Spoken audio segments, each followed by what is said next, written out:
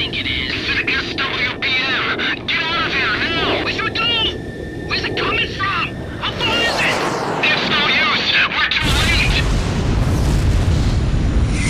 Griffiths 2! Come in, Griffiths 2! Griffiths 2! Griffiths 3! Anyone!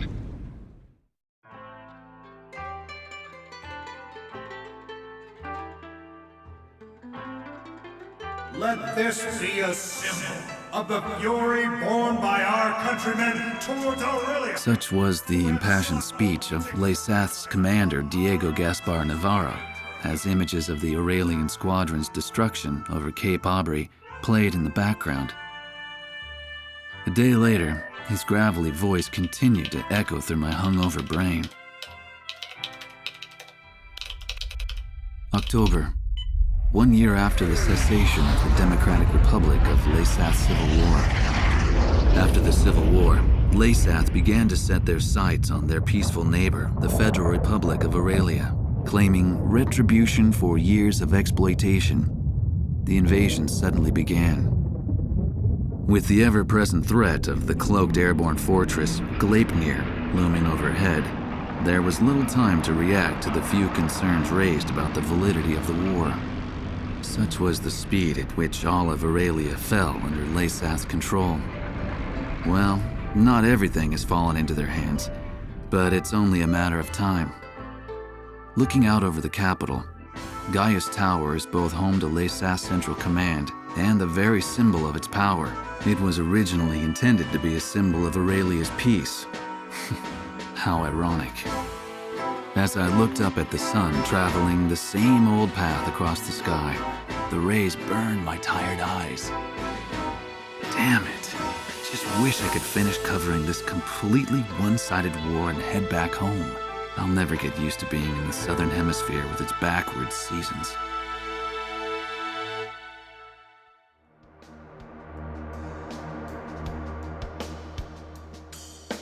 The Gleipnir was last confirmed heading southeast across the Puna Plains.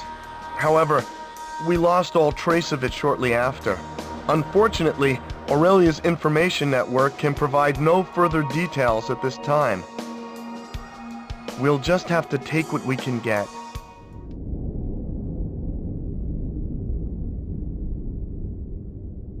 The emblem of the Southern Cross.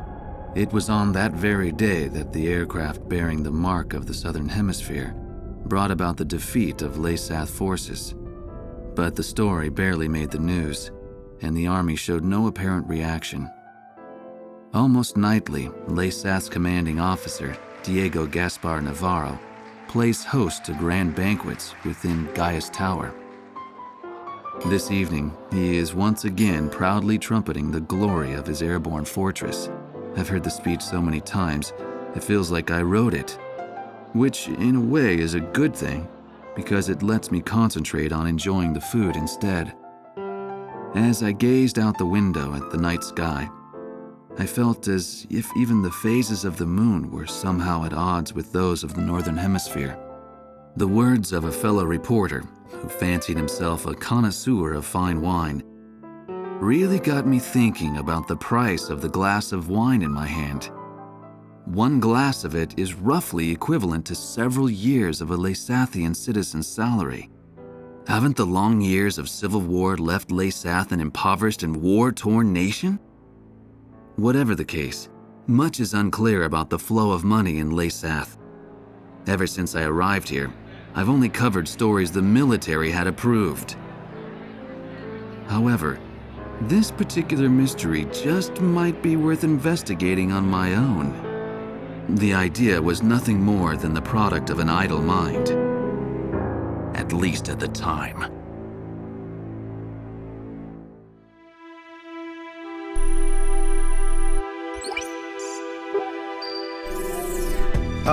Okay, let's get started with a report of the situation. I think our best option under the circumstances would be to head towards Santa Elva. Santa Elva is a strategic location that we have to pass through to get to the capital, Griswold. However, there are several other strategic points on the way to Santa Elva. Which points you choose and in what order you do so is up to you. It looks like your decisions will affect the course of this battle. I know it's an immense responsibility, but there's no one else to count on. We're relying on you to get us through this. It appears that the enemy's Miller unit is gathering at King's Hill. It looks like they're trying to take back Port Patterson. I wonder what they're up to. Next, we have reports that the Allied Davis unit is cut off at Stand Canyon. Gleipnir took off from Puna Base and is currently standing by at Terminus Island. With the long strike range of the Gleipnir, there's not much our forces can do. It appears that the enemy is moving towards Stand Canyon to eliminate our remaining forces. We'll need those remaining forces in our attack on Santa Elva, so I think we should probably send help. If left alone, they'll be helpless against the aerial fortress, just like what happened to us at Cape Aubrey. Also, Santa Elva is a key location for the enemy, and I think they'll concentrate their forces there.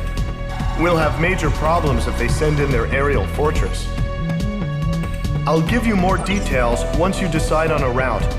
Please tell me which route you plan to take.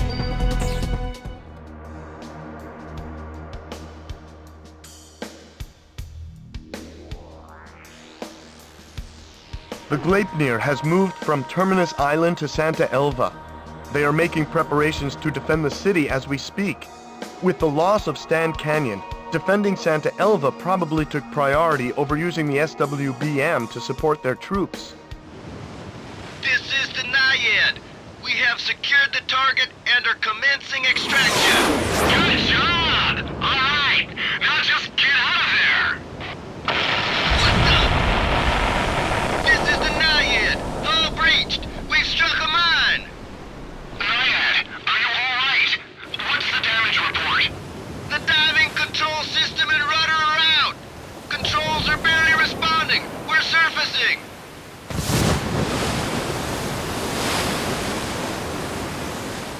The Naiad has surfaced.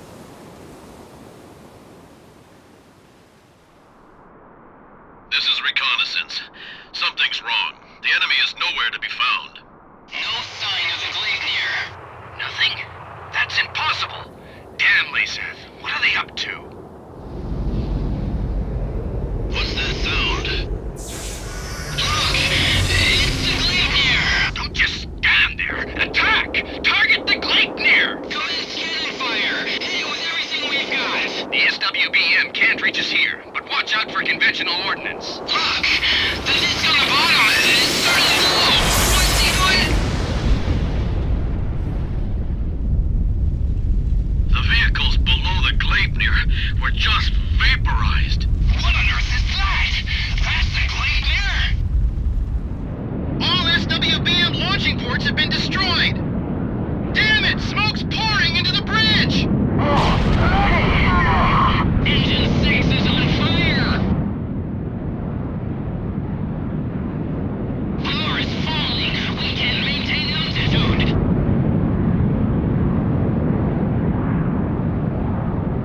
Command, I regret to inform that we will not be able to complete the mission. It's time the Southern Cross saw the true face of Lisa's might! Prepare the shot cannon!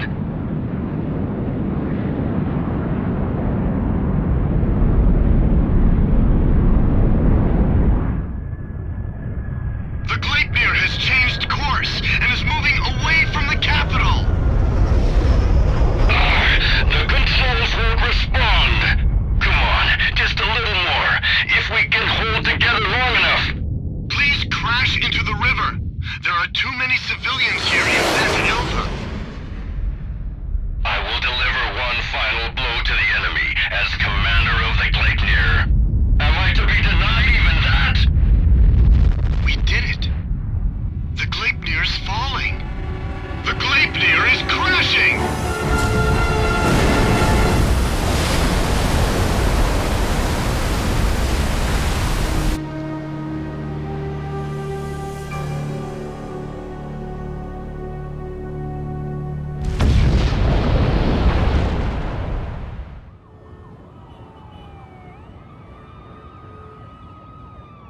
Unthinkable! The chatter of the nightly parties fell into silence. In place of the sumptuous banquet, weapons to protect the capital were rolled in. Griswold is in turmoil over the shocking news, but who would have thought that underneath the chaos lay an even greater story? Aurelia's exploitation of Leysath was all a ruse. In fact, Aurelia had been Leysath's largest benefactor in aid. The truth remained hidden from the public, while any aid meant for food was spent on arms.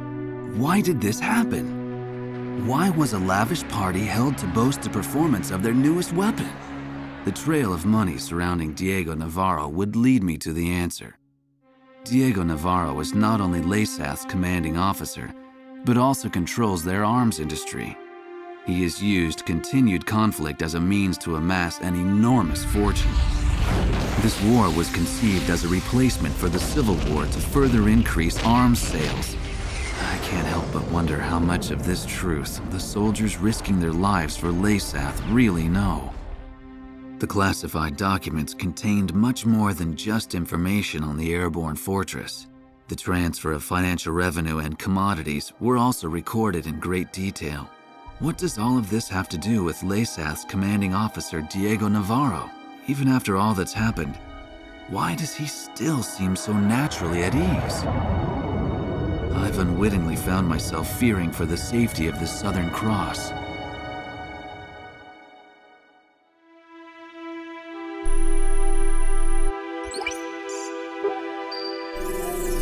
All right, let me brief you on the main locations on the route to Griswold.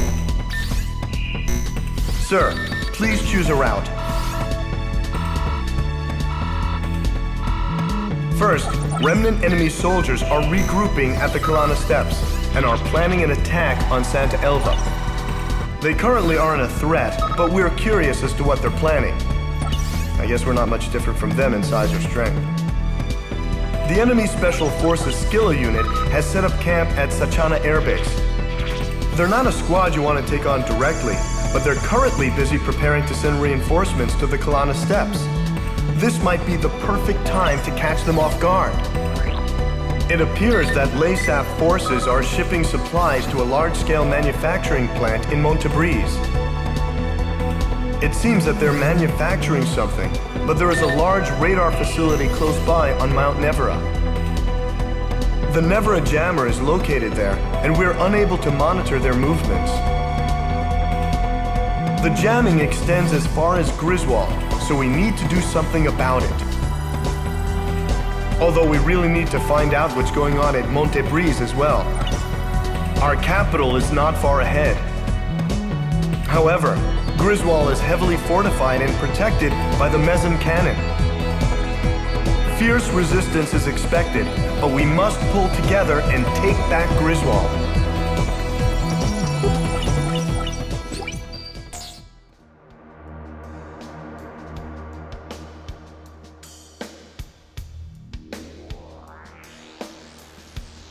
The Skilla unit has left Sachana Air Base for Mount Nevera.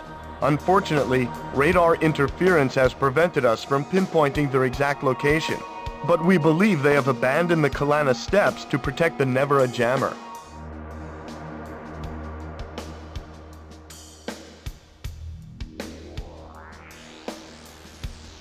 We've succeeded in ending radar interference from Mount Nevera. We are now better prepared for an assault on Griswold. We've made it this far, sir.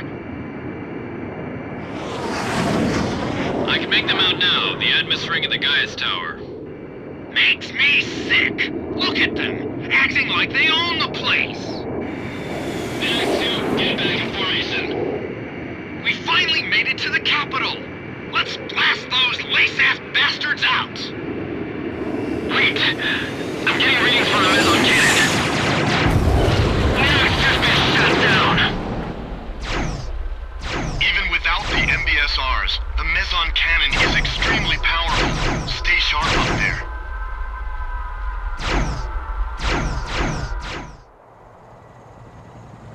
This is Victor Regiment. I've got bad news. It's the enemy command. They are gone without a trace. Too bad, because I would have really loved to slug them one. So that means... That Watch out! We did it! Gaia's Tower is back in our hands!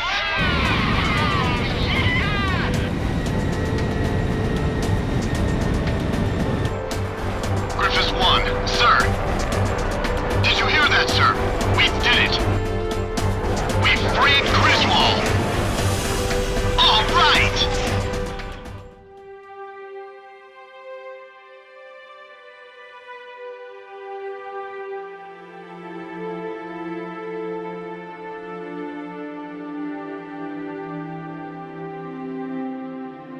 With each passing day, news of new Aurelian victories came pouring in. The Southern Cross's action spurred the surviving Aurelian troops to battle. Commanding Officer Diego Navarro has retreated and is currently being pursued by Special Forces. No one would have guessed that a ragtag band of soldiers smaller than a single unit could have put up such fierce resistance. December 10th, several days after the liberation of Griswold, I made my way towards one of the many cities busy recovering from the ravages of the war. Despite my usual misgivings, I could feel myself getting excited at the prospect of meeting the Southern Cross. But when I reached the base, I saw his emblem already gleaming in the skies above. I had heard that today was their first break in a while, but something must have changed that. I merely watched as the jet's contrail stretched far off into the distant sky. Suddenly, I was overcome by a strong sense of dread. The misappropriated financial and material resources were on a scale much greater than the airborne fortress alone could account for. Would the weapon at Griswold prove to be the missing piece to the puzzle?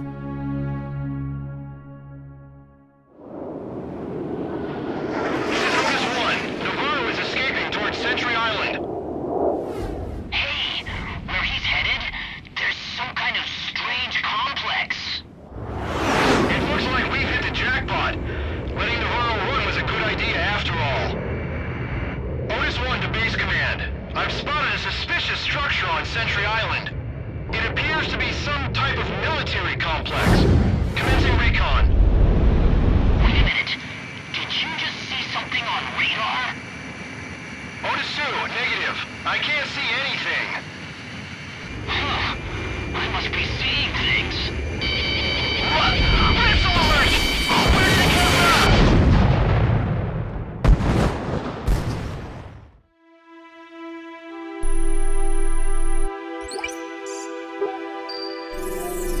I have an updated situation report. The forces hunting Lesath Commander Diego Navarro have been decimated at the Danern Straits. It appears that Lesath has developed a new type of attack aircraft. I can't believe they had a working prototype from the aerial fortress. Sorry, back to the report. The new attack aircraft is named Fenrir, according to Lesath reports. From the satellite intel gathered, it appears that the aircraft took off from Sentry Island. We received information from intelligence services that there appears to be a factory on the island. There are 2 routes to Sentry Island. First, Lesath has a squadron of ace pilots, the Alec Squadron, situated near the Danern Straits. They are currently headed for Sentry Island. If a pilot of that caliber were to pilot the new craft, we would have a lot of trouble on our hands. Another route is Cobalt Cave, the location of enemy research facilities. It is believed that they are preparing to move some sort of weapon. We don't know the details, but it is most likely a weapon to mount to Fenrir. The ace pilots and the unknown weapon are both major concerns, but we can only deal with one of these threats. You must stop whatever Lesath has planned. You are about to enter Lesath territory. We don't have much intel to go on, but you need to decide how to proceed.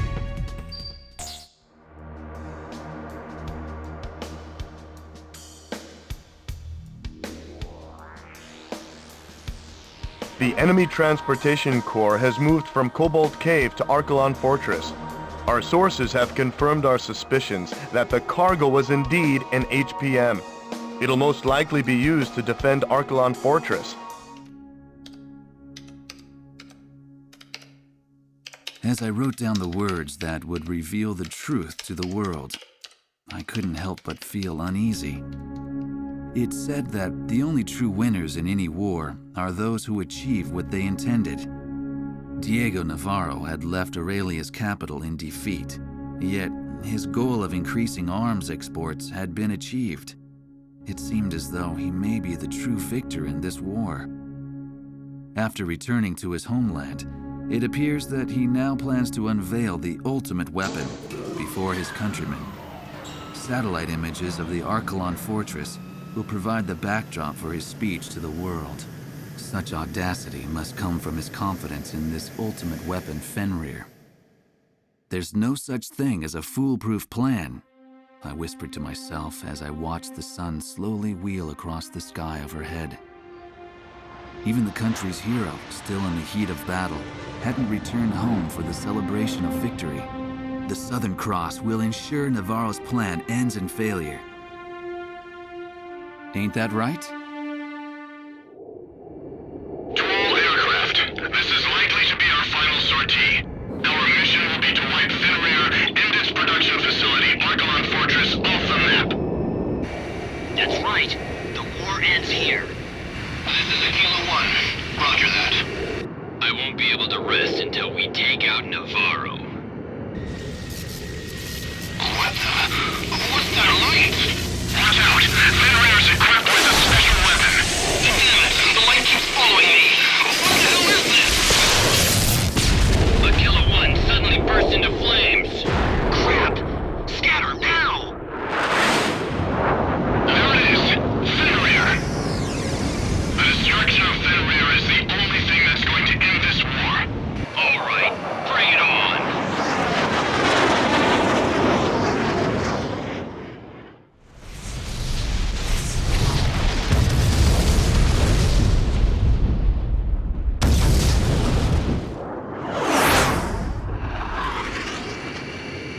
The fortress has really been destroyed!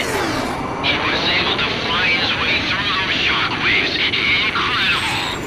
You've done it, Griffiths 1! I knew our ace could do it. That's the Southern Cross for you. It certainly is. He's Aurelia's hero after all. Crux to Griffiths 1. That was a little too risky, sir. It made me nervous just watching you. It wouldn't feel like a victory if you weren't there to celebrate it with us, sir. When you think about it, you can't help but feel sorry for Leysath's soldiers. They were nothing but pawns in Navarro's sick game. Well, it's finally over, isn't it? Let's head home. To Aurelia.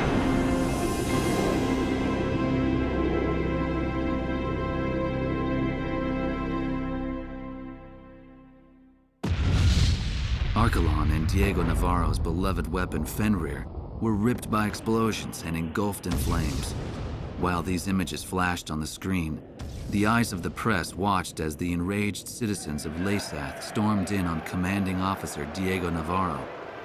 When the rage of the thousands had finally subsided, it is said that there was nothing left but the shattered remains of Fenrir.